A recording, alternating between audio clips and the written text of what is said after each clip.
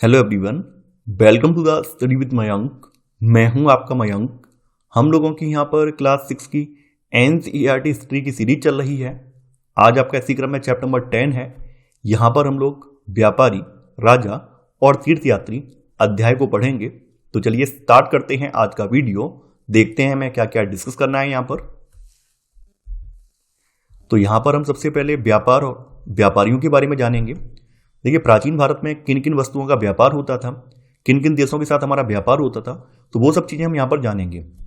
दक्षिण भारत जो है सोना, मसाले, खासतौर पर काली मिर्च और कीमती पत्थरों के लिए फेमस था। देखिए, काली मिर्च की रोमन साम्राज्य में बहुत ज्यादा डिमांड थी और काली मिर्च को रोमनवासी जो है काले सोने के नाम से बुलाते थे। हमें इस काल के दक्षिण भारत में कई सारे रोमन सोने के सिक्के देखने को मिलते हैं, जो कि इस बात का संकेत करते हैं कि प्राचीन काल में दक्षिण भारत का रोमन साम्राज्य के साथ अच्छा खासा व्यापार था।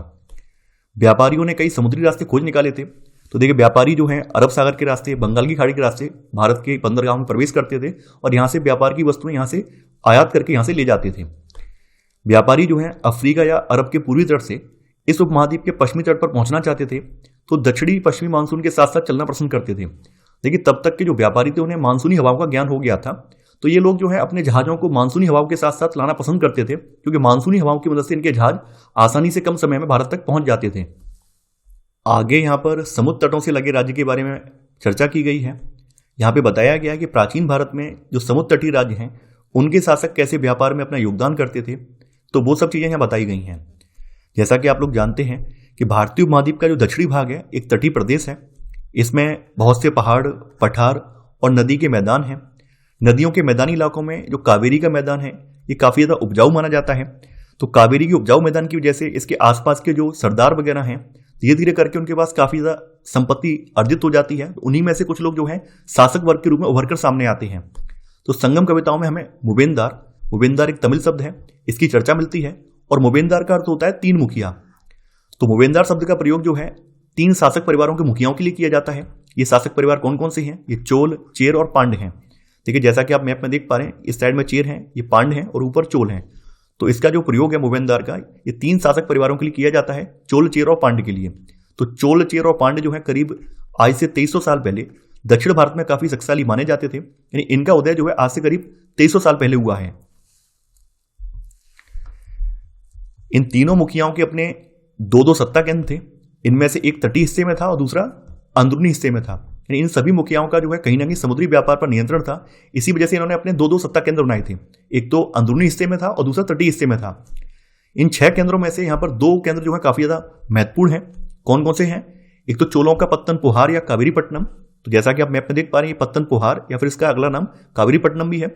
और दूसरा है पांड्यों की राजधानी मदुरै। तो यहाँ पर आप देख पा रहे हैं पांड्यों की राजधानी ये मदुरै है। तो 6 केंद्रों में से ये 2 केंद्र काफी ज्यादा महत्वपूर्ण थे। अब देखिए, मुबेनदारों की बात यहाँ पे बताई गई है, यानी चोल, चेर और पांड्यों की बात बताई गई है कि ये लोग जो हैं ये मुखिया लोगों से नियमित कर के बजाय उपहारों की मांग करते थे। इसके अलावा कभी कभी ये सैनिक अभियानों पर भी निकल पड़ते थे, तो आसपास के इलाकों से शुल्क वसूल कर आते थे। इनमें से जो भी शुल्क ये वसूलते थे, इनमें से कुछ धन ये अपने पास रख लेते थे, बाद बाकी अपने समर्थकों को, नाते रिश्तेदारों को, सिपाहियों को और जो कवि हैं यानी संगम काल के जो कवि हैं उन कवियों को ये धन बांट देते थे। इसके बाद यहाँ पर सातवाहन राजवंश के बारे में बताया गया है। तो चोल, चेर और पांड्य के लगभग 200 वर्षों के बाद पश्चिम भारत में सातवाहन नामक राजवंश उभरकर सामने आया है। यानी पश्चिम भारत में यहाँ पर सातवाहन नामक राजवंश आज से करीब 2100 साल पहले इसका उदय होता है। सातवाहनों का सबसे प्रमुख राजा गौतमीपुत्र श्री सातकर्णी था और सातकर्णी के बारे में उसकी माता गौतमी वल्लरी के अभिलेख से जानकारी प्राप्त होती है। सातकर्णी और अन्य सभी सातवाहन शासक दक्षिणापथ के स्वामी कहे जाते थे। देखिए, दक्षिणापथ का शाब्दिक अर्थ होता है दक्षिण की ओर जाने वाला रास्ता। जो दक्षिणापथ शब्द है ये पूरी दक्षिणी क्षेत्र के लिए भी यही नाम प्रचलित था। यानी पूरे दक्षिणी क्षेत्र के लिए भी हम दक्षिणापथ नाम यूज करते थे। श्री सातकर्णी ने पूर्वी, पश्चिमी और दक्षिणी तटों पर अपनी सेनाएं भेजी थी। अब आगे यहां पर रेशम मार्ग की कहानी बताई गई है। देखिए, रेशम का कपड़ा अपने चमकीले रंग और चिकनी और मुलायम बनावट के लिए काफी ज्यादा कीमती माना जाता है और प्राचीन काल से ही लोग रेशम के लिए काफी ज्यादा लालायित रहे हैं। यानी रेशम की प्राचीन काल से ही काफी ज्यादा डिमांड रही है। लोगों की पहली पसंद प्राचीन काल में रेशम का कपड़ा हुआ करती थी। तो रेशम बनाने की तकनीक का आविष्कार सबसे पहले चीन में करीब आज से 7000 साल पहले हुआ था। हालांकि सदियों तक चाइना ने इस तकनीक को अन्य देशों से छुपा के रखा, लेकिन जैसे जैसे समय बीतता गया है, जैसे जैसे चाइना का व्यापार बढ़ता गया है, वैसे वैसे अन्य देशों के पास भी इस कपड़े की जानकारी प्राप्त हुई है कि रेशम का जो कपड़ा है वो चाइना में बनता है। जिस रास्ते से लोग पश्चिमी देशों में रेशमी कपड़े ले जाते थे वह रेशम मार्ग या सिल्क रूट के नाम से प्रसिद्ध हो गया। देखिए, चाइना के जो व्यापारी हैं अपने साथ ये कपड़े को लेकर जाते थे, तो जिस रास्ते से ये लेकर जाते थे वो सिल्क रूट के नाम से फेमस हो गया। जैसा कि आप यहाँ पर लाल रंग में देख पा रहे हैं, ये लाल ब्रांचेस जो है ये सिल्क रूट की ब्रांचेस यहाँ पर मैप में दिखाई गई हैं। कभी कभी क्या है, कभी कभी चीन के जो शासक हैं ईरान और पश्चिमी एशिया के शासकों को उपहार के तौर पर रेशमी कपड़े भेजते थे। तो ऐसे करके जो ईरान और पश्चिमी एशिया के जो शासक हैं उनको भी रेशम का कपड़ा बहुत ज्यादा पसंद आने लगा है। करीब 2000 साल पहले रोम के शासकों और धनी लोगों के बीच रेशमी कपड़े पहनने का एक फैशन बन गया। आज से लगभग 2000 साल पहले जो रोम के शासक हैं और वहां के जो धनाढ्य परिवार हैं वो रेशमी कपड़े के काफी ज्यादा शौकीन हो गए हैं। उन्हें उनके लिए पहली पसंद रेशमी कपड़ा बन गया है। हालांकि रेशमी कपड़ा जो है जब पश्चिमी बाजारों में पहुंचता था, पश्चिम के देशों में पहुंचता था, तब इसकी लागत काफी ज्यादा बढ़ जाती थी, क्योंकि रेशम के कपड़े को लाने ले जाने वाले जो व्यापारी थे उनको कई सारी पहाड़ियों को पार करना पड़ता था, कई दिनों की लंबी यात्रा करनी पड़ती थी। इसके अलावा चोर डाकू लुटेरे रास्ते में उनका मार्ग रोकते थे, उनको भी उन्हें निपटना पड़ता था, उनसे भी उन्हें निपटना पड़ता था, उन्हें भी कुछ पैसे देने पड़ते थे। इसके अलावा जो स्थानीय शासक हैं, स्थानीय लोग हैं, वो भी कहीं ना कहीं टैक्स वसूलते थे। तो रेशम का कपड़ा जैसे जैसे पश्चिमी देशों तक पहुंचता था तो इसकी लागत काफी ज्यादा हो जाती थी। इसी वजह से रेशम का कपड़ा जो था पश्चिमी देशों में खास करके जो धनाढ्य परिवार हैं, संपन्न परिवार हैं, वही पहन पाते थे। अब देखिए, आपके एनसीईआरटी किताब में जो सिल्क रूट है उसका मैप दिया गया है। तो यहां पर जो लाल रंग वाला आप देख पा रहे हैं, तो लाल रंग वाला मार्ग जो है चीनी शासकों के नियंत्रण में थे। जैसा कि आप यहां पर लाल रंग वाली मार्ग देख पा रहे हैं, ये चीनी शासकों के नियंत्रण में रहे हैं। इसके अलावा जो ग्रीन वाले आप देख पा रहे हैं, ये हल्का सा ग्रीन देख पा रहे हैं, ये कुषाण शासकों के नियंत्रण में सिल्क रूट वाले मार्ग रहे हैं। और यहां पर जो आप हल्का येलो देख पा रहे हैं, ये महत्वपूर्ण समुद्री मार्ग थे। ठीक है, तो ये सब चीजें यहां पे बताई गई हैं। सिल्क रूट पर नियंत्रण रखने वाले शासकों में सबसे प्रसिद्ध कुषाण शासक थे। करीब 2000 साल पहले मध्य एशिया और पश्चिमोत्तर भारत पर इनका शासन था। पेशावर और मथुरा जो थे इनके दो मुख्य शक्तिशाली केंद्र थे और तक्षशिला भी इनके ही राज्य का हिस्सा था। देखिए, कुषाणों के शासनकाल में ही सिल्क रूट की एक शाखा मध्य एशिया से होकर सिंधु नदी के मुहाने के पत्तनों तक जाती थी। यानी इनके टाइम में ही यहाँ पर सिल्क रूट की एक शाखा जो है ये मध्य एशिया से होते हुए या सिंधु नदी के मुहाने तक जाती थी और यहाँ से फिर जो है जहाजों के द्वारा रेशम को पश्चिम की ओर रोमन साम्राज्य तक पहुंचाया जाता था। इस महाद्वीप में यानी कि भारतीय उपमहाद्वीप में सबसे पहले सोने के सिक्के जारी करने वाले शासकों में कुषाण थे। यानी भारतीय उपमहाद्वीप में सबसे पहले सोने के सिक्के कुषाण शासकों ने जारी किए हैं। ये काफी ज्यादा इंपॉर्टेंट है, कई बार परीक्षा में पूछा भी गया है। बौद्ध धर्म का प्रसार, यहां पे बताया गया है कि कैसे समकालीन शासकों ने बौद्ध धर्म को संपोषित किया है, कैसे उसके प्रसार में योगदान दिया है, वो बताया गया है। जैसा कि आप लोग जानते होंगे कि कुषाणों के सबसे प्रसिद्ध राजा कनिष्क थे और कनिष्क ने करीब आज से 1900 साल पहले भारत पर शासन किया था। कनिष्क ने एक बौद्ध परिषद का गठन किया है जिसमें एकत्र होकर विद्वान महत्वपूर्ण विषयों पर विचार विमर्श करते थे। बुद्ध की जीवनी बुद्धचरित, इसके रचनाकार कवि अश्वघोष थे जो कि कनिष्क के दरबारी कवि थे। देखिए, काफी इंपॉर्टेंट है, कई बार पूछा जाता है कि बुद्धचरित की रचना किसने की है। बुद्धचरित की रचना अश्वघोष ने की है और अश्वघोष जो है कनिष्क के दरबारी कवि थे। देखिए, ये वही समय था जिस समय अब जो बौद्ध विद्वान है ये पाली या प्राकृत भाषा में न लिखकर संस्कृत में इन्होंने लिखना स्टार्ट कर दिया था। तो अश्वघोष और अन्य बौद्ध विद्वानों ने अब संस्कृत में लिखना स्टार्ट कर दिया था। इसके अलावा इस समय एक परिवर्तन और देखने को मिलता है। इस समय बौद्ध धर्म की एक नई धारा महायान का भी विकास होता है और महायान की दो मुख्य विशेषताएं थी। पहली विशेषता क्या थी कि अब बुद्ध की प्रतिमाएं बनाई जाने लगी हैं, अधिकांशतः मथुरा में तो कुछ तक्षशिला में। यानी इस समय मथुरा और तक्षशिला जो है मूर्तिकला के प्रमुख केंद्र बन गए हैं, जिसमें अधिकांश मूर्तियां जो मथुरा में बनाई जाती हैं और कुछ तक्षशिला में बनाई जाती हैं। देखिए, इससे पहले क्या था, इससे पहले यह था कि मूर्तियों में बुद्ध की उपस्थिति सिर्फ कुछ संकेतों के माध्यम से दर्शाई जाती थी, जैसे कि उनकी निर्माण प्राप्ति को पीपल के पेड़ की मूर्ति के द्वारा दर्शाया जाता था। लेकिन अब क्या है, अब बुद्ध की मूर्तियां बनाई जाने लगी हैं। इसके अलावा बोधिसत्व की जो आस्था है इसमें परिवर्तन आया है, यानी बोधिसत्व में आस्था को लेकर परिवर्तन आया है। देखिए, बोधिसत्व उन्हें कहते हैं जो ज्ञान प्राप्ति के बाद एकांतवास करते हुए ध्यान साधना कर सकते हैं, तो उन्हें बोधिसत्व कहा जाता है। तो अब यहां पर ऐसी कल्पना की जाने लगी है कि बोधिसत्व जो है वो लोगों के बीच में ही रहेंगे और लोगों के बीच में रहकर उनको शिक्षा देने और मदद करने के लिए सांसारिक परिवेश में रहना ठीक समझने लगे हैं। ऐसा मानने लगे हैं कि अब जो बोधिसत्व वाली जो कल्पना है, बोधिसत्व में पहले क्या था कि बोधिसत्व जो है जब कोई व्यक्ति ज्ञान प्राप्त कर लेगा तो बिल्कुल एकांत में चला जाएगा, एकांतवास करते हुए अपनी ध्यान साधना में अपना टाइम बिताएगा, ऐसा कॉन्सेप्ट था। तो उसे दुनियादारी से कोई मतलब नहीं होगा। लेकिन बोधिसत्व का कॉन्सेप्ट जो है अब यहाँ पे परिवर्तित हुआ है। अब ऐसा माना जाने लगा है कि जो नए लोग हैं, जो कि नए लोग बौद्ध धर्म से जुड़ रहे हैं, उनको हेल्प करने के लिए, उनकी ज्ञान प्राप्ति के लिए बोधिसत्व जो है प्रयास करेंगे। तो अब वे लोगों को शिक्षा देने और मदद करने के लिए सांसारिक परिवेश में ही रहना ठीक समझने लगे हैं। इसके बाद देखेंगे हम लोग कि धीरे धीरे जो बोधिसत्व की पूजा है ये पूरे मध्य एशिया चीन और बाद में कोरिया और जापान तक भी ये फैल गई है। इसके अलावा पश्चिमी और दक्षिणी भारत में बौद्ध भिक्षुओं के रहने के लिए पहाड़ों में दर्जनें गुफाएं खोदी गई हैं। इनमें से कुछ गुफाएं जो है राजा और रानियों के आदेश पर बनाई गई हैं, तो कुछ व्यापारियों और कृषकों के आदेश पर बनाई गई हैं। बौद्ध धर्म जो है दक्षिण पूर्व की ओर श्रीलंका, म्यांमार, थाईलैंड और इंडोनेशिया सहित दक्षिण पूर्व एशिया के अन्य भागों में भी फैल गया है।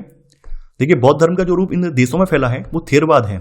तो थेरवाद नामक बौद्ध धर्म का आरंभिक रूप इन क्षेत्रों में कहीं अधिक प्रचलित हुआ, यानी थेरवाद या फिर जिसको हम कहते हैं हीनयान, वो रूप यहां पर ज्यादा प्रचलित हुआ है।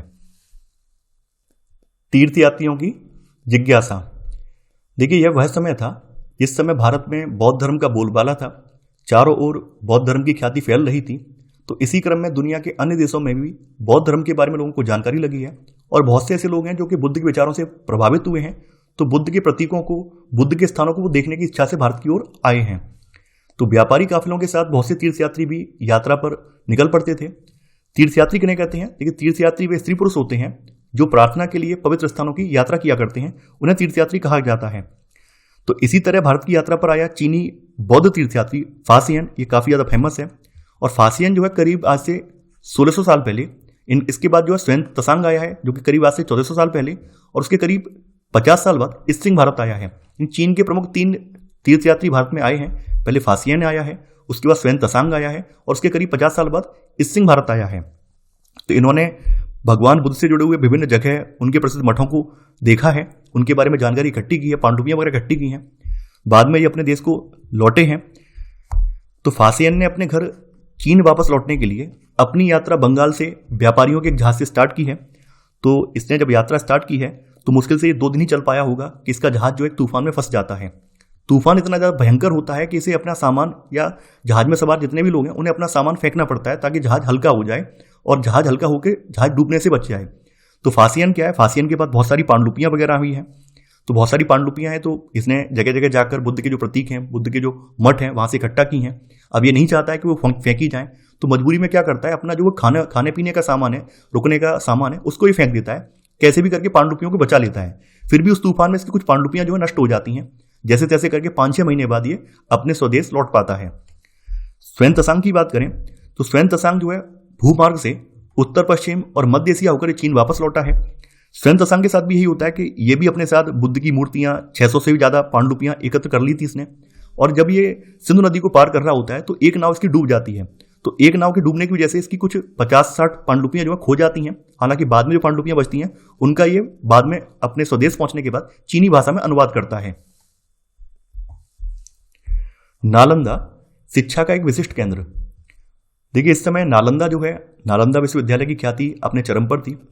तो स्वयं तसांग और अन्य तीर्थयात्रियों ने उस समय के सबसे प्रसिद्ध बौद्ध विद्या केंद्र नालंदा, जो कि वर्तमान में बिहार में है, इसमें अध्ययन किया है। स्वयं तसांग ने जो है नालंदा के बारे में कुछ इस प्रकार से लिखा है। यहाँ पे क्या लिखा है कि यहाँ के शिक्षक योग्यता और बुद्धि में सबसे आगे हैं। बुद्ध के उपदेशों का वह पूरी ईमानदारी से पालन करते हैं। यहाँ के जो मठ के नियम है काफी ज्यादा सख्त हैं और सबको इनके नियम मानने पड़ते हैं। पूरे दिन नालंदा विश्वविद्यालय में वाद विवाद चलता रहता है, जिसमें युवा और वृद्ध दोनों ही एक दूसरे की मदद करते हैं, दोनों ही वाद विवाद में हिस्सा लेते हैं। इसके अलावा जो नए आगंतुक हैं, यानी जो नए लोग हैं, तो नए आगंतुकों से पहले द्वारपाल ही कठिन प्रश्न पूछते हैं। यानी एंट्री आपको तभी मिलेगी जब द्वारपालों के उत्तरों का आप सही जवाब देंगे। तो ऐसा इसने लिखा है कि 10 में से 8 लोग जो हैं सही उत्तर नहीं दे पाते हैं, केवल 2 लोग ही सही उत्तर दे पाते हैं, उन्हें ही एंट्री मिल पाती है। अब है भक्ति की शुरुआत।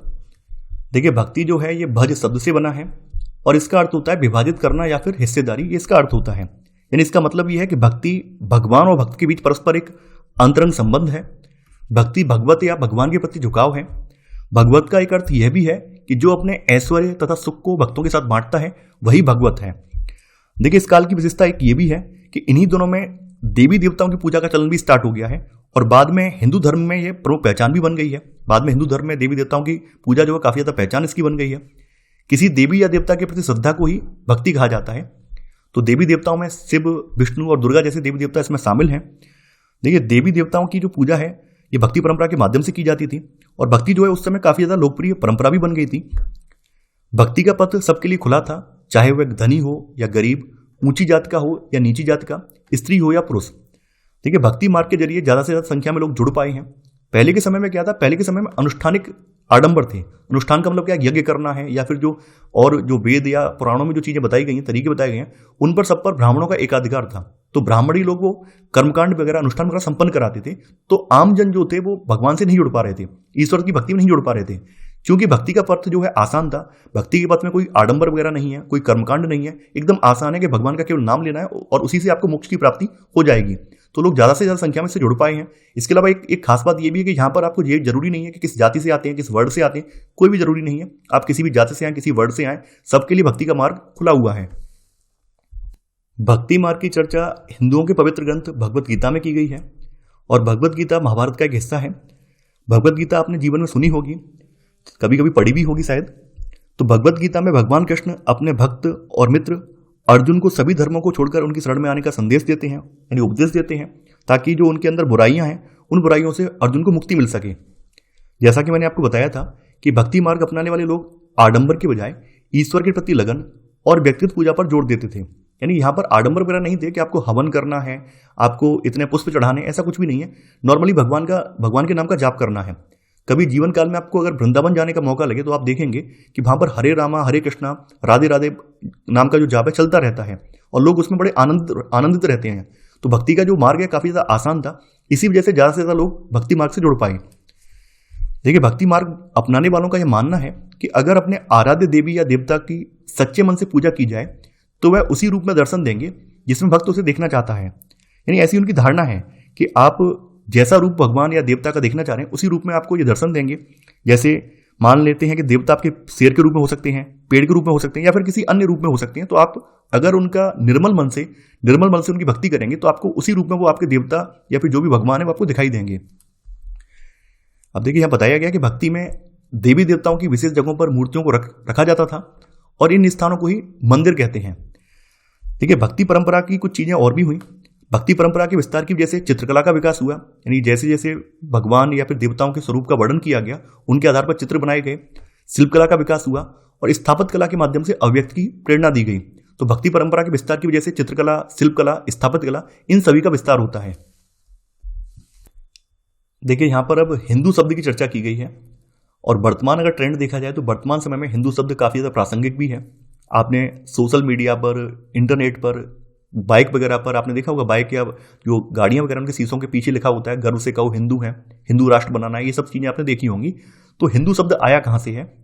तो हिंदू शब्द इंडिया शब्द की तरह ही सिंधु या फिर इंडस से निकला है, और यह शब्द जो है अरबों और ईरानियों के द्वारा उन लोगों के लिए उपयोग किया जाता था जो सिंधु नदी के पूर्व में रहते थे। यानी सिंधु नदी के पूर्व में रहने वाले लोगों के लिए अरबों और ईरानियों ने हिंदू शब्द प्रयोग किया था। यही शब्द उनके धार्मिक विश्वास और सांस्कृतिक परंपराओं के लिए भी प्रयुक्त होता था। यानी यही शब्द जो है हिंदू लोगों के लिए भी प्रयुक्त होता था, और उनके जो धार्मिक विश्वास हैं, सांस्कृतिक परंपराएं हैं, उनके लिए भी यही शब्द चलन में प्रयोग होता था। तो बाद के समय में ये शब्द जो है इस परंपरा का अभिन्न अंग बन गया है, और सनातन परंपरा की जगह अब हिंदू धर्म कहा जाने लगा है। अब देखिए कि नोट के रूप में यहाँ कुछ बात लिखी हुई है कि आज से करीब 1400 साल पहले शिव भक्त अप्पार ने तमिल में एक कविता लिखी। अप्पार जो थे एक वेललाल थे, यानी बड़े भूस्वामी थे। अन्यत्र में जो है ईसाई धर्म के उदय के बारे में बताया गया है।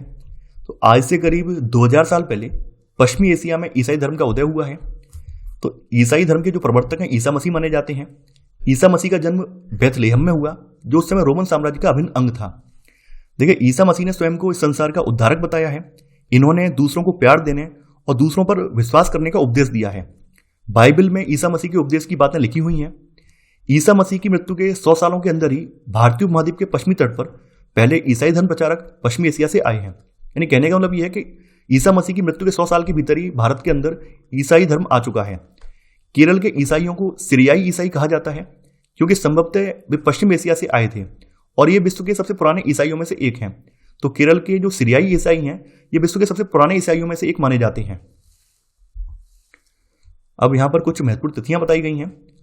रेशम बनाने की कला की खोज आज से लगभग 7000 साल पहले हुई थी। चोल, चेर तथा पांड्य, इनका राज्य आज से लगभग 2300 साल पहले उदय हुआ था। रोमन साम्राज्य में रेशम की बढ़ती मांग लगभग 2000 साल पहले। कुषाण शासक कनिष्क, ये आज से लगभग 1900 साल पहले हुए थे। फासियन का भारत आगमन आज से लगभग 1600 वर्ष पहले हुआ है। स्वयं तसांग की भारत यात्रा, अप्पार की शिव स्तुति की रचना आज से लगभग 1400 साल पहले लिखी गई है। तो ये था हमारा आज का वीडियो। आई होप आपको आज का वीडियो पसंद आया होगा। आप लोग इस वीडियो को लाइक और शेयर करना बिल्कुल मत भूलिए। साथ ही साथ इस वीडियो से संबंधित जो प्रश्नोत्तर वाला वीडियो है वो भी अवश्य देखिए, ताकि आपने जो भी यहाँ से सीखा है उसका आप अभ्यास कर पाएं। तो आज के लिए बस इतना ही। Thanks for watching. जय हिंद।